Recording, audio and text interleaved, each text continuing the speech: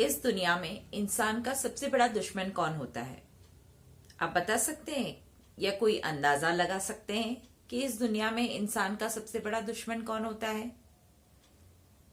या कहा जाए कि इंसान अगर उस चीज पर अपना काबू कर ले तो फिर उसकी जीवनचर्या या कहें कि जीवन बहुत सुकून से या बहुत अच्छा हो जाता है। तो ऐसी कौन सी चीज है जिसकी वजह से इंसान अपना सब कुछ तक खो देता है? तो चलिए आज अपने एक छोटे से अनुभव के जरिए, एक छोटी से किस्से के जरिए या कहूं एक छोटी सी सच्ची कहानी के जरिए मैं आपको उसका जो एग्जाम्पल है वो देना चाहूंगी कि मैं ऐसा क्यों कह रही हूं कि हमारा सबसे बड़ा दुश्मन क्या होता है। नमस्कार मित्रों, मैं भवानी चुफाल अपने YouTube चैनल भानुमति के पिटारे में आपका स्वागत करती हूं। और आज इस पिटारे से क्या निकला? आज इस पिटारे से निकला है इंसान का सबसे बड़ा दुश्मन क्रोध, गुस्सा। जब इंसान बहुत ज्यादा क्रोधित हो जाता है तो उसके मुंह से कुछ ना कुछ अपशब्द निकल ही आते हैं। और जैसा कि हम जानते हैं कि कमान से निकला हुआ तीर और मुंह से निकले हुए शब्द कभी वापस नहीं आते। वो अपना सेट टारगेट पर जाकर लगते हैं और कई बार बहुत कुछ तहस नहस कर देते हैं।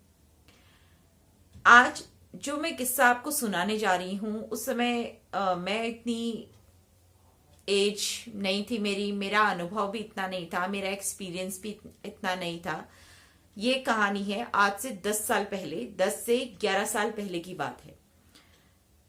मेरे बच्चे के साथ कुछ खेलते खेलते एक इंसिडेंट हो गया था, उसका छोटा सा एक्सीडेंट हो गया था और मुझे उसके साथ एक रात, वो बहुत छोटी थी, इस वजह से मुझे उसके साथ एक रात आईसीयू में रहना पड़ा।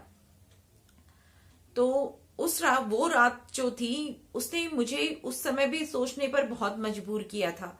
और आज भी जब मैं उस रात के बारे में सोचती हूँ ना, तो मेरे दिमाग में आज भी हजारों सवाल गूंजते हैं, हजारों, मतलब मैं सोचती हूँ कि क्या क्या हुआ होगा ऐसा। तो बात कुछ ऐसी थी कि मैं उस दिन जब मेरे बच्चे के साथ इंसिडेंट हुआ तो उसे स्टिचेस आए, और स्टिचेस आने के बाद डॉक्टर ने मुझे कहा, जहां मैं रहती हूँ वहां के एक बहुत रेपुटेटेड हॉस्पिटल में, वहां पर डॉक्टर ने मुझसे कहा कि आप अपने बच्चे के साथ 1 नाइट हम इसे ऑब्जर्वेशन में रखेंगे। तो ये तो बहुत छोटी है, तो इसको, क्योंकि वो उस समय 2 साल की थी, तो ये बहुत छोटी है, ये अकेले नहीं रह पाएगी, तो आप में से या तो फादर या मदर इस बच्ची के साथ रहिए। तो ऑब्वियसली बच्ची मुझसे ज्यादा अटैच थी, तो मुझे ही उसके साथ उस आईसीयू में रहना पड़ा।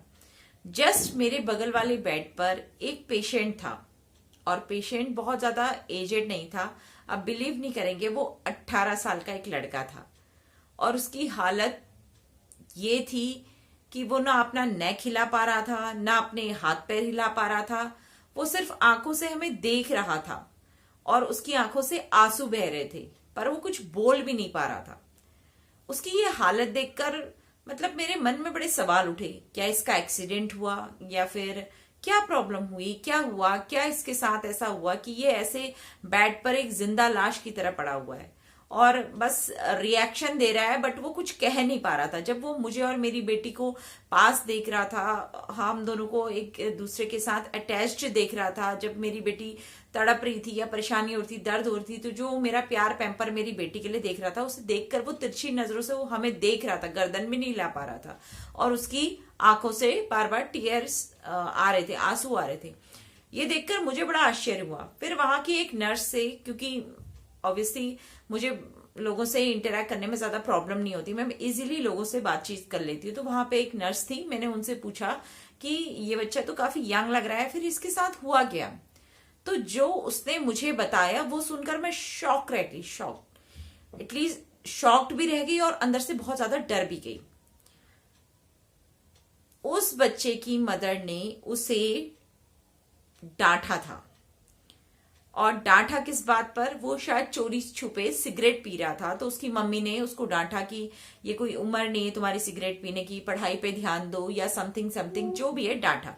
तो उस समय उस बच्चे को इतना गुस्सा आया कि अपनी माँ पर गुस्सा आया, तो वो अपनी माँ से तो कुछ कह नहीं सकता था, उसने 2 मंजिले से छलांग लगा दी। मतलब अपने आप को हर्ट करने के लिए उसने 2 मंजिले से छलांग लगा दी, और उसका नतीजा ये हुआ कि उसकी पूरी बैकबोन जो थी वो पूरी तरीके से डैमेज हो चुकी थी। ऐसी डैमेज हो चुकी थी कि उसका ऑपरेशन वगैरह भी पॉसिबल नहीं था। उसकी नेक लाइन टूट गई थी, उसका पीछे का जो बैकबोन थी वो पूरी तरह से डैमेज हो चुकी थी, और एक तरह से वो ऐसी कंडीशन में पहुंच गया था कि बिल्कुल ना वो अपने हाथ पैर बॉडी कुछ भी नहीं हिला पाता था, बस एक तरह से जिंदा था। उससे ज्यादा दुख तो मुझे तब हुआ जब मॉर्निंग में और ईव में उसकी माँ उससे मिलने आती थी, और वो डॉक्टर से पूछती थी कि क्या कैसी हालत है इसकी, क्या ये ठीक हो जाएगा, कब तक ठीक हो जाएगा। और डॉक्टर नर्सेज उससे कहते थे नहीं आप फिक्र मत कीजिए, ये ठीक हो जाएगा, जल्दी ठीक हो जाएगा, ठीक है, रिकवर कर रहा है, ये कर रहा है। और जब मॉर्निंग में, मतलब दूसरे दिन मॉर्निंग की बात है, उसके ड्रेसिंग या समथिंग उसका चेंज हो रहा था, तो उसकी मतलब इतनी बुरी कंडीशन थी, उसके मुंह के अंदर हाथ डाल के उसकी जो लाइंस थी उसको साफ कर रहे थे, उसकी नेक लाइन को। और मतलब एक तरह से 4 लोगों ने उसे पकड़ रखा था। हमारी तरफ कर्टेन लगा हुआ था, पर उस कर्टेन से थोड़ा सा दिखाई दे रहा था, तो मैंने मतलब देख लिया, मैं ये नहीं कहती। और उसकी माँ रो रही थी उसके पास होकर, वो अपनी माँ को देख रहा था, और उस समय सिर्फ वो क्या कर रहा था, वो कोई मतलब एक एक्सप्रेशन उसका क्या था, वो सिर्फ टीयर आउट कर रहा था। वो रो सकता था ना, वो बोल सकता था ना, कुछ कर सकता था। तो ये सब जब मैंने ये सब देखा, तो मतलब जब उसकी माँ नहीं होती थी, ड्रेसिंग चल रही होती थी, तो जो नर्सेज आपस में बात कर रहे हो रहे थे सॉरी, नर्सेज आपस में बात कर रहे हो रहे थे, तो नर्सेज आपस में बात कर रहे थे कि नहीं इसका तो ठीक होना पॉसिबल ही नहीं है, ये तो अब शायद ऐसे ही रहेगा, पता नहीं कितने दिन अपनी जिंदगी जिएगा या क्या करेगा। तो वो तो मेरा वहां पे तो मैं सिर्फ 24 घंटे रही, और फिर मेरी बच्ची को डिस्चार्ज मिल गया था, तो मैं उसे लेकर वापस घर आ गई। पर ये आज भी मेरे मन सिहर उठता है कि एक छोटा सा गुस्से में उस बच्चे ने गुस्से में कि उसकी मम्मी ने उसे सिगरेट पीने से रोका, तो उसने गुस्से में 2 मंजिले से छलांग लगा दी। अगर उस गुस्से को वो कंट्रोल कर लेता, अगर वो रिएक्ट ना करता, वो समझता कि उसकी भलाई के लिए कहा जा रहा है, उसने कूद मार दी। और उस 18 साल की छोटी सी उम्र में उसने देखा ही क्या होगा, क्या था उस पर, क्या उसमें उस पर सबसे ज्यादा हावी हुआ, उस पर हावी हुआ गुस्सा, और उस गुस्से ने उसकी जिंदगी तबाह करके रख दी।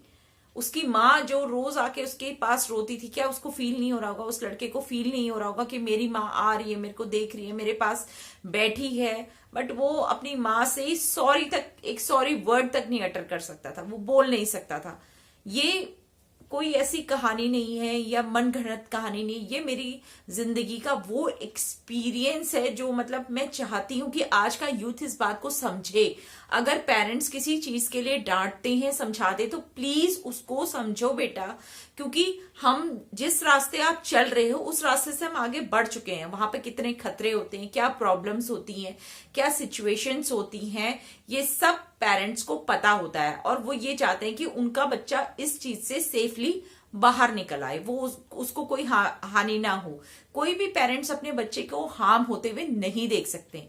इस दुनिया में सबसे बड़ा दुख पता क्या है?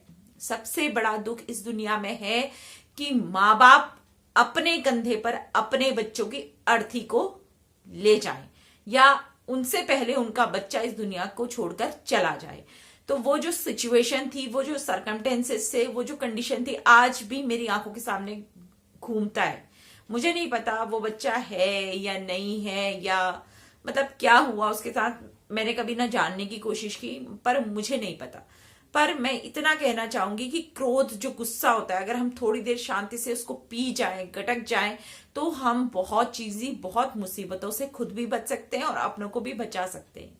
गुस्सा एक ऐसी चीज है जो मतलब घर के घर उजाड़ देता है, घर के घर तबाह कर देता है।